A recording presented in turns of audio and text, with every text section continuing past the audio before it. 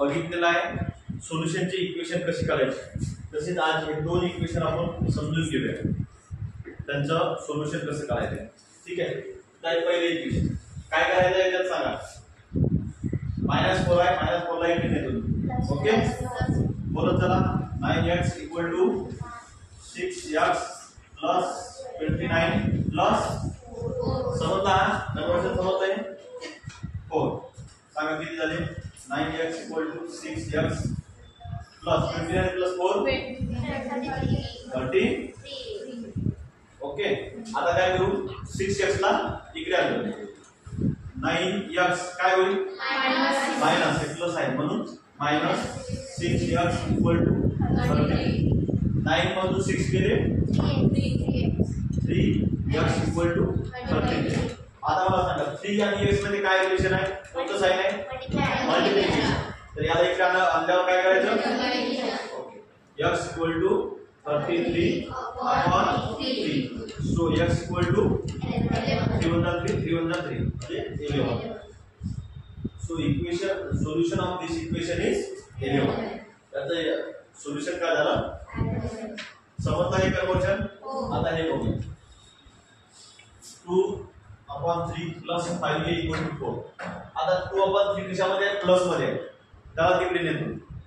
2/3 ला पुन्हा आले. ठीक आहे. इथे काय आहे 5a = 4 आता प्लस आहे ते इकडे नेल्यावर -2/3.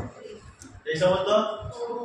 आता यांचं मायनस करायचं आपल्याला. काय करतो आपण यांचं म्हणजे मिक्स फ्रॅक्शन आहे त्याला इम्प्रॉपर फ्रॅक्शन करायचं. काय करायचं याचं नंतर मायनस आहे ना मायनस आणि डिवायडेड बाय 3.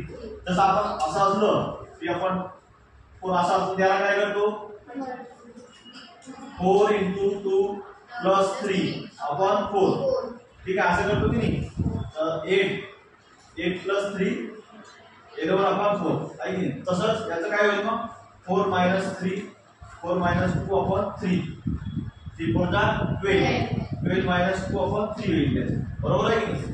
यात काय 3 4 12 12 - 2 आधी a = 3 4 12 - 2/3. बरोबर आहे समजलं. तसंच आता याचं करून टाकू पहिले. आधी a = 12 - 2 10/3. ओके आता हे मल्टिप्लिकेशन मध्ये इकडे आणल्यावर काय करू a = 10/3 × 5.